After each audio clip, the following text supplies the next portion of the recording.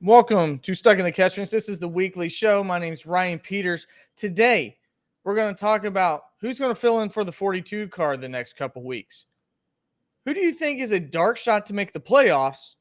And a couple other teams announced that they have re-signed their drivers, and one driver has said he's coming back for the 2024 season. Let's get into it.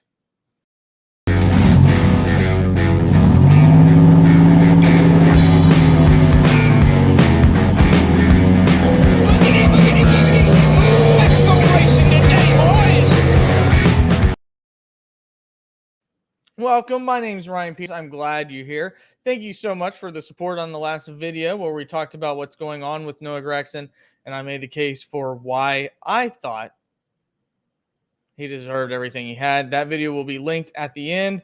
But let's go ahead and jump into the quick question here on the weekly show.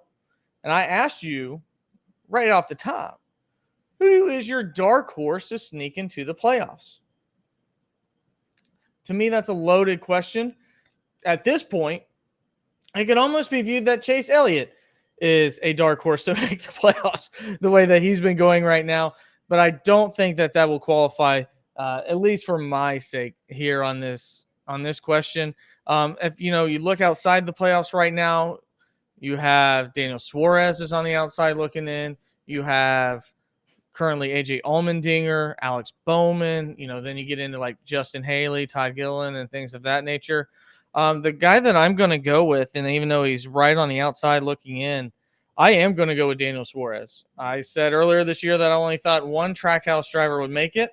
I think people have wrote Daniel Suarez off, but with 2 road courses left and with the Daytona night race left, I think Daniel Suarez has just as good a chance as anybody to make it into the playoffs. I think right now, after listening to him talk last week about the speed issues that they had, I think that's a big, big thing and a big nugget of information that, was shared. And for a lot of people, if you actually paid attention to that, it makes a lot of sense. Chevy here recently has struggled with the downforce packs. Now they're going to run that obviously for the road course, but it's the short tracks are the ones that have been struggling the most here recently. So my pick is Daniel Suarez, but if you want me to make like a holy cow pick, after seeing what happened at the Indy road course, the Chicago street course going to the Indy road course, I think Justin Haley's got a really good shot. I mean, he did really, really well. He seems to be running faster on road courses. So if I had to pick an outsider, really, really dark horse, go ahead and throw Justin Haley's name into the ring. I would be shocked, but it would be pretty neat for the Indiana native to win at essentially his home track at the Indy road course. So, yeah, those are my 2 dark horses. One, much more likely, less than 10 points on the outside looking in, and the other one has to win to get in. So let me know in the comments below, what are your dark horse drivers that you think have a chance to make it into the playoffs? Before we get into the news, I want to tell you we're on the road to 500 subscribers. Make sure you like. Is that the cool Gen C thing? Smash the like button. Share this video if you feel compelled to let other people know where to get the best and most quality NASCAR information and takes on what's going around in the world of NASCAR. And, subscribe to the channel. It's free. That'd be great for us. When we hit 500 subscribers, let me know who your favorite driver is in the comments below with your dark horse picks, and we will be giving away a diecast car like the ones that you see behind me as well. So that being said, let's go ahead and jump into this week's news.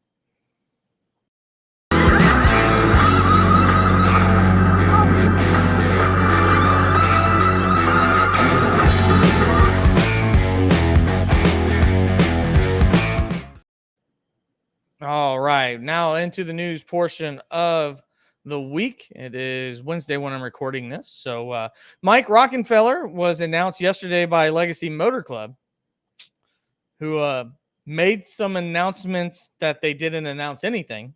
But what they did announce was that Mike Rockenfeller will fill in at the next 2 road courses. Mike Rockenfeller, obviously part of the Garage 56 team that was at Le Mans and has done a few other races. I believe he was at the Indy Road Course last year as well. So he will fill in for Noah Gragson on his indefinite suspension. So there was a couple things coming out. The Athletics' Jordan Bianchi said that Noah Gragson and Legacy Motor Clubs will split ways at the end of the suspension. And then Legacy Motor Club said, that's not true. That has not been finalized. I'm here to tell you guys they're going to split up. Noah Gragson will never drive the number 42 again. It's not going to happen after what's been going on. And again, you can watch. I'll have this video, the previous video linked. This is Toyota looking to get Gragson out of the car. I would not be surprised if they did not reach out to a journalist and say, find a way to breach this man's contract. We'll use it so we don't have to get this guy back in the number 42 car. That's my beliefs. You can disagree all you want. I honestly feel that's exactly what is happening. So they may not have officially got rid of Noah Gragson. The dotted lines may not have been yet signed, but he will not race at Legacy Motor Club. And if I am wrong, I'll be the first one to tell you I was wrong. But I can almost guarantee it, Ryan's stamp of approval, he will not be back. So Mike Rockenfeller for at least the next 2 races will fill in at the Indy Road Course. And then, of course, next week we go to the Glen, Watkins Glen in New York. Another piece of news is that Front Row Motorsports, and this shocked me a little bit, will move forward next year after re-upping the contracts of Michael McDowell and Todd Gilliland. Now, if you've listened to the show, I personally think Todd Gilliland's one of the best young prospects in this sport. Do I think he'll have a ton of success at Front Row? Probably not. That being said, I also think Front Row Motorsports is moving in the right direction. Michael McDowell having the best season of his career. He really, really could use some points here in the road course after not doing well at Michigan and then having a horrendous strategy for Richmond. They have went from the positive to now the negative on the outside looking in. I do think they'll make it because I think they do so well at the next 3 road courses. The same reason why, I mentioned Daniel Suarez as well. I feel like that Michael McDowell's kind of in that same spot. So I do think Michael McDowell really, truly does have a chance to point his way in. The last thing he can have happen is some dark horse winning or somebody like Ty Gibbs solidifying one of those spots.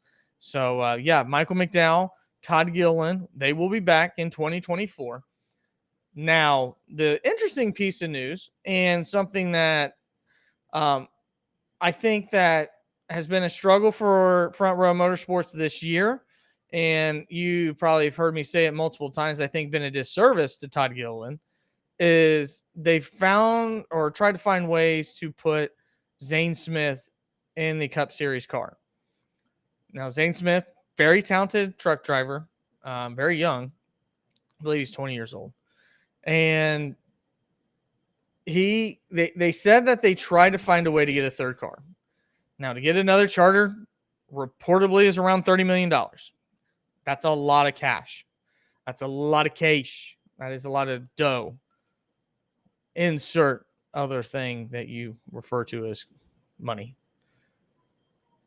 That makes a lot of sense. I think with Front Row, looking at it with Michael McDowell, Todd Gilliland, and Zane Smith, that would be a pretty interesting proposition to have the 3 of those drivers all at once. That's a pretty formidable young group with an elderly statesman like Michael McDowell, who I think now has solidified that he is a talented driver. He has just been in less quality vehicles, if you want to call it that.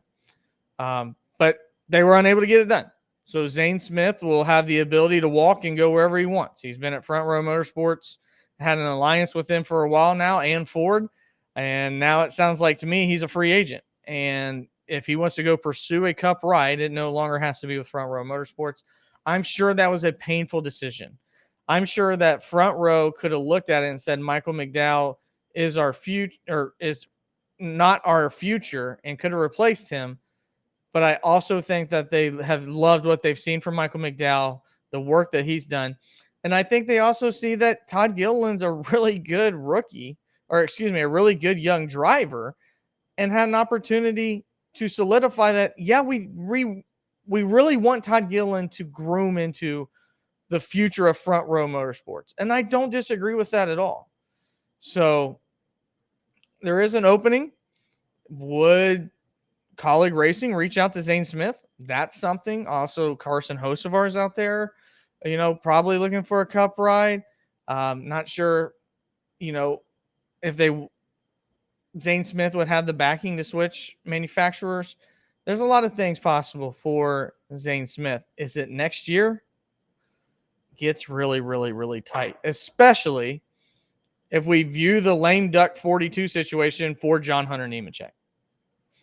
I mean, it sounds like that's all but a done deal. So what ride is there? Is it Eric Almirola? That's a possibility if he decides not to come back. But he's talking like he may not know for 2 to 3 months. If I'm Stuart Haas, I'd probably reach out and say, hey, we really want a young driver in this. We need to turn this around. We've seen what happens in this sport when you turn things around. It can happen quickly. RFK and Trackhouse are very much proof of that. And I would be doing the best that I could to be trying to get drivers like Zane Smith, like Carson Hocevar, if I'm trying to build for the future. And I think those are also very talented drivers. The last bit of news, and I'm sure a lot of you, especially, I don't know if he's the number one listener, but very loyal listener, Truex Fan 19. Martin Truex, as I talked about during the Michigan live stream the other day, at Michigan, told everybody that he is returning next year. Now, if you see the thumbnail, I put it as The Last Dance, not the guys that are up in Chi-Town, but I believe next year truly is the last dance for Joe Gibbs Racing as we know it.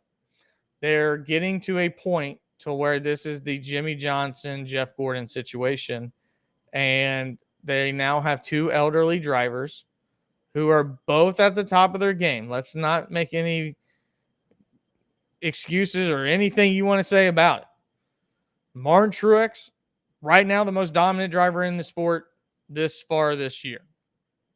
Denny Hamlin, still really damn good. Love him or hate him. But I honestly feel next year could be the last time that both drivers are at Joe Gibbs Racing. And I kind of feel like Joe Gibbs may step down at his age after that. It seems like when those 2 drivers leave, that will be the last shoe to drop. And then Joe will probably give the company up. He already sold part of his stake and, other vested interests and things of that nature. I don't doubt that happening.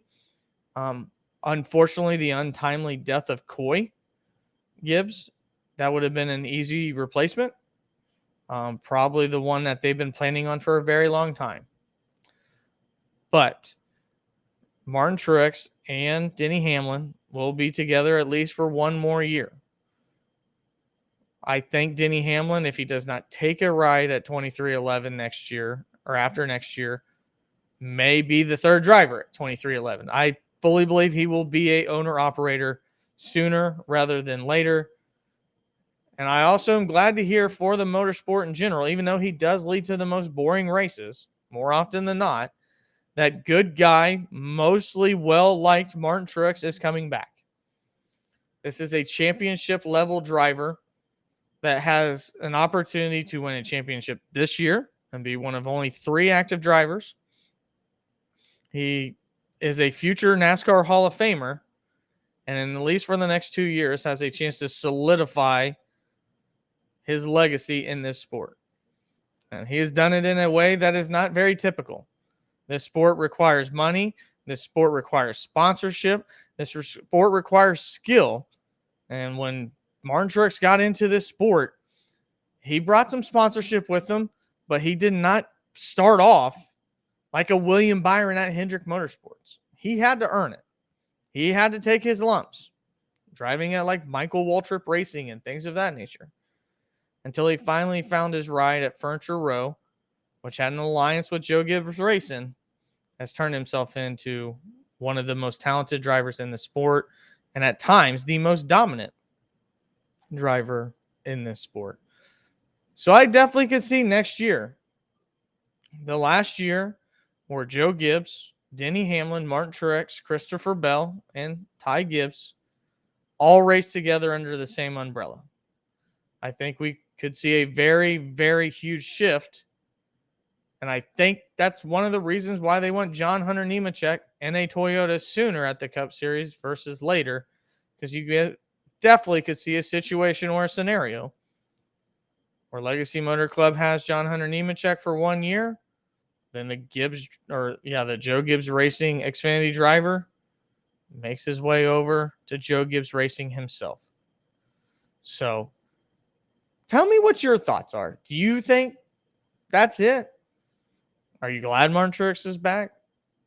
I mean, obviously, if you don't like him, it's probably not great because, he's got a chance to win every week. So I'm excited. We saw, at least at Michigan and throughout his career, what the last of a dying breed Martin Truex type of driver is. I mean, he could have done some crazy things to try to mess up Christopher Buescher to win Sunday, and that's just not the type of driver he is.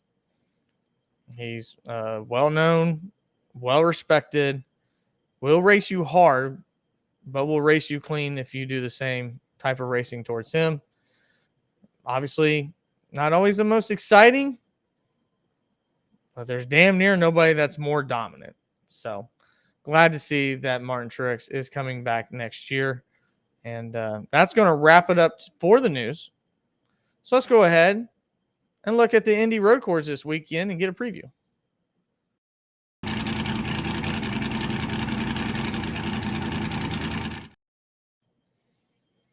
All right. So we're going to the Indy Road Course. This is the doubleheader this weekend. I will be at Indianapolis Raceway Park. I believe that's what they still call it. It's been called like Lucas Oil Park and all kinds of 50,000 different names. But I will be there Friday night for the truck race. Obviously, the ARCA race at 6 o'clock and then the trucks race around 9. But I will be there for that. And I will be Sunday at Indianapolis, living in Indiana. I cannot wait. Last year's race was really, really exciting. I mean, it had everything from the Kyle Larson spear to Ross Chastain choosing to go his own way and kind of challenging the rules that wasn't a rule, and now it's going to be blocked off, even though they said that, he shouldn't have went that way, but still had the ability to go that way. Now it's going to be a stop and go if you go wide of turn 1. So Tyler Reddick won here last year. Was really, really good. My hope is to see the 8 car back in victory lane this time with Kyle Busch. I mean, you got to look at it this way. If I'm choosing my drivers, in which we typically choose 5, I'm going Tyler Reddick, Martin Truex Jr., and Tyler Reddick most certainly needs this win morale-wise. He has been cheated at least out of 1 win, possibly 2. You could make the case 3 or 4. Tyler Reddick could have one of the most dominant seasons that we're not talking about, but Tyler Reddick has made his own mistakes too. It's just all seems to compound here in the last couple of weeks. So again, Tyler Reddick, Martin Truex Jr. I said Michael McDowell's going to run good, so I'm going to have to choose Michael McDowell. I will choose Chris Buescher. How the hell do you not choose Chris Buescher right now? And all they've done is show speed at road courses. And my 5th one, outside the top 20, kind of a cheap pick, I'm going to choose Shane Van Gisbergen. I'm excited to see him back. I mean, the guy is 1-1. Do I think he's going to win this week? No. But I tell you what, if he's top 5, he'll have to get a new number. He'll have to get a new number if he ends up running top 5 again. So what can we expect? Chaos. 90-degree turn at the end of the front stretch. Turn right. Then it goes into a small chicane, round looping turn. It was chaos last year. I expect nothing different. Drivers are going to push. A lot of people last year, especially on YouTube, did not like that. I'm here to tell you there at the track was one of the most exciting things that I've seen. And I can't even see the whole track. But being there, and I was in turn 1, was bananas. It was crazy. and I enjoyed every second of it. I don't care if guys send it from 10 spots back or not. It was crazy. Excuse me. So I'm expecting the same.